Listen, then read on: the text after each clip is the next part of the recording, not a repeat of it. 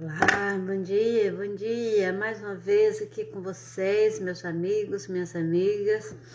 Hoje vamos falar sobre Moisés, né? Estamos neste mês de dezembro falando sobre os homens da Bíblia, né? Já falamos sobre os jovens, já falamos sobre as mulheres, agora estamos falando sobre os homens da Bíblia. A partir do mês que vem, vamos continuar a fazer aquelas leituras da Bíblia. Por enquanto, o Senhor colocou no nosso coração de falarmos para os jovens, falarmos para as mulheres e agora falarmos para os homens da Bíblia. Seja bem-vinda, minha amiga, Deus te abençoe. Estou com saudade de falar com você.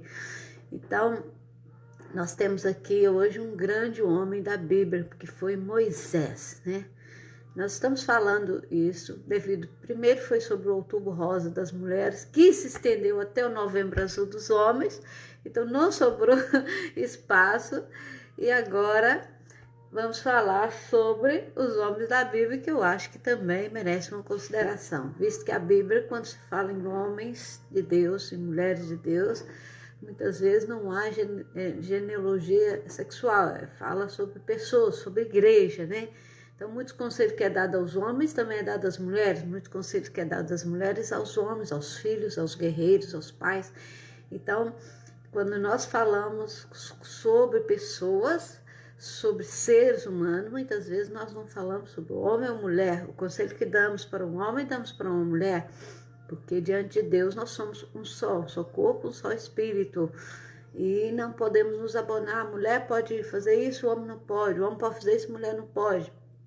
Diante de Deus somos todos iguais e devemos ser pessoas honestas, trabalhadoras, pessoas dignas, né, do seu salário, pessoas dignas de serem honradas, e não só por sermos crentes, não só por sermos cristãos, mas nós como cidadãos comuns, pessoas normais, nós devemos honrar nossa pátria, honrar nossos governantes, honrar nossos compromissos financeiros, né?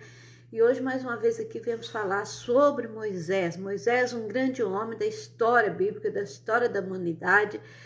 Quando nós falamos história, muitas vezes as pessoas têm tendência a achar que são invenções, são fábulas. Não. O que nós falamos aqui são verdades, pessoas que viveram, passaram por tudo isso. E Moisés, como muitos sabem a história de Moisés, né? Moisés foi um grande guerreiro, um grande lutador. Moisés nasceu numa era em que era proibido o nascimento de meninos, né? Nós já falamos aqui, quando falamos de Miriam, né?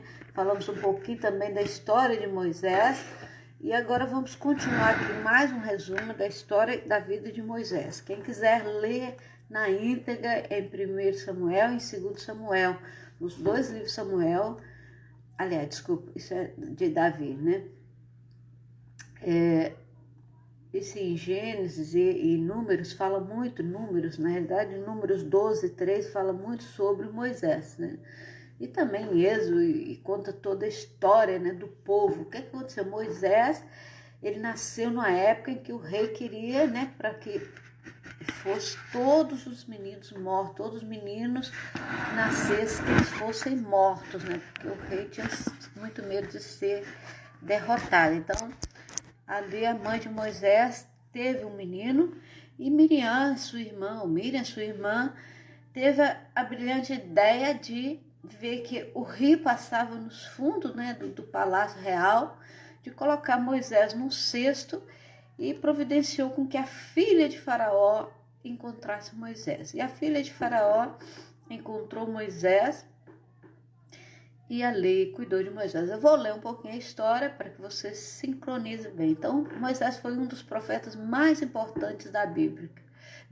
Foi um grande líder religioso, foi o segundo juiz de Israel, foi legislador, profeta, a quem muitos dão a autoria do Torá e tradicionalmente atribuída o nome, porque Moisés foi um dos autores, né, através do Espírito Santo de Deus. Foi Moisés que escreveu nas tábuas da lei os 10 mandamentos, né? Foi escrito por Moisés, através do Senhor Deus, deu os 10 mandamentos a Moisés, né? Por isso que o Torá se aplica a Moisés. O nome de Moisés é tradicionalmente traduzido como tirado das águas, porque Moisés foi tirado das águas. Embora um estudo linguístico aponte que tem origem egípcia e signifique simplesmente filho, já que o fonema 6 é a representação do filho em egípcio, assim como rei Manassés. Não importa, né? Mas nós sabemos que Moisés foi tirado das águas e foi criado pela filha de Faraó, mas foi educado pela sua mãe, porque a filha de Faraó precisava de uma ama, e quem foi escolhida para ser ama de Moisés? A sua própria mãe. Então ele foi educado no meio do povo hebreu, ele não perdeu ali, né, seu ensinamento, a sua raiz, né? Moisés foi um instrumento de Deus para liderar o povo hebreu, para tirar o povo hebreu ali do Egito, né? O povo já estava ali a sofrer muitos anos e Moisés cresceu, né, com os luxos, com a educação de um rei e foi ensinado espiritualmente pela sua mãe verdadeira. Então ele conhecia os costumes bíblicos, ele conhecia a Deus, ele temia a Deus, né? A Bíblia diz que Moisés foi o mais humilde de que todos os homens que havia sobre a face da terra. Mais humilde.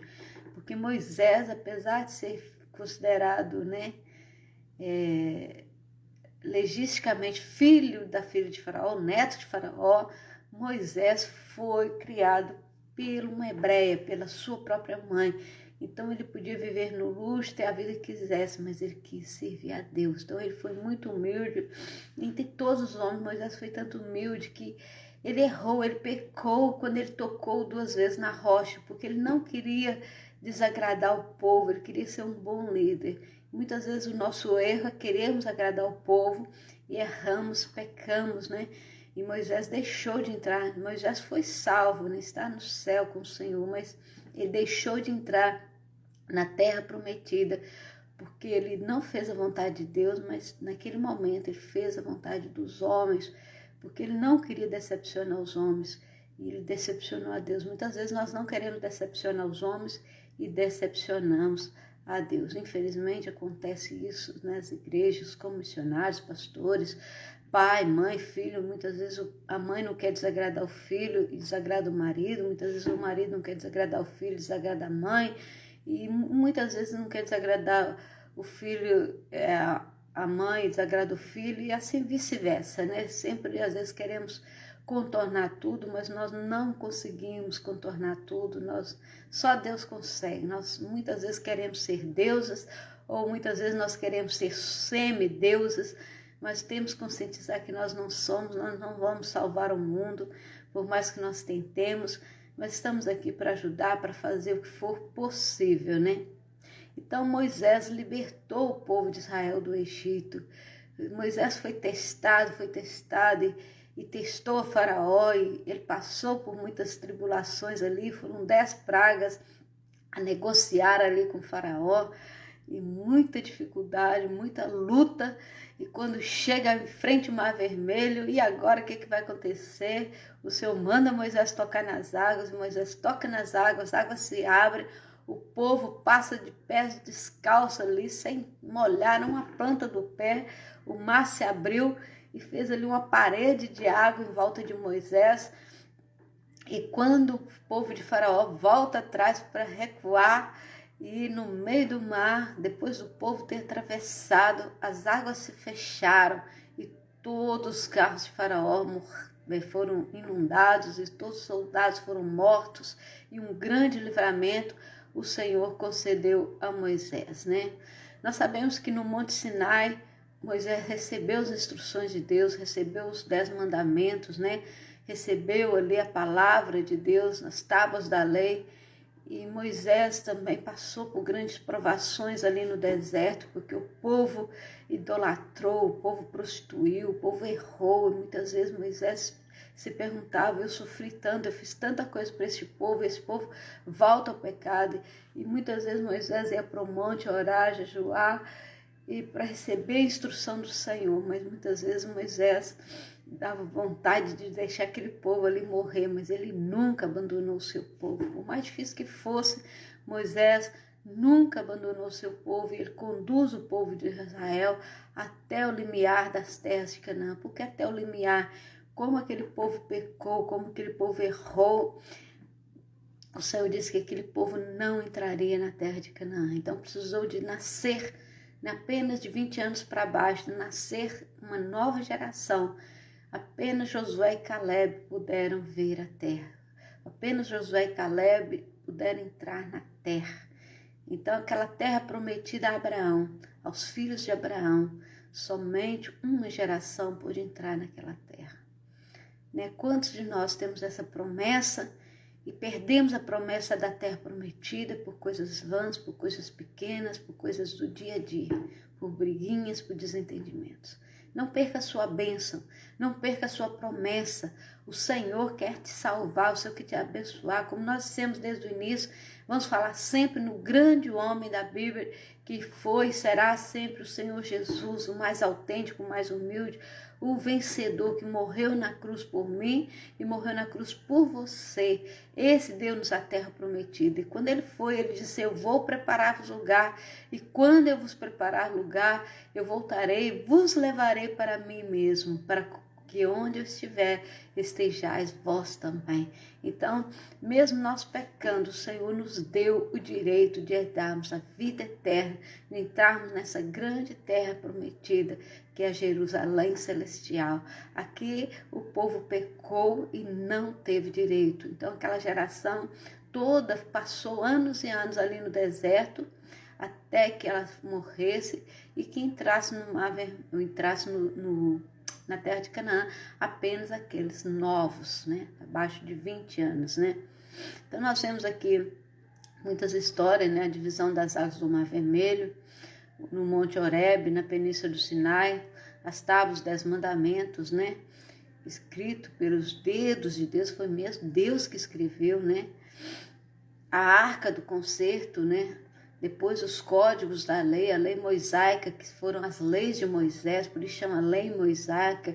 Era preciso ter leis para conduzir um grande povo, um número tão grande de pessoas, era preciso ter leis, E Moisés estava aqui meio perdido ali, até que seu sogro Jetro orientou que dividisse as tribos, que dividisse em grupos, para que aquele povo pudesse assim governar melhor aquele povo, Então foram muitos anos, 40 anos, durante 40 anos o povo peregrinou ali no deserto.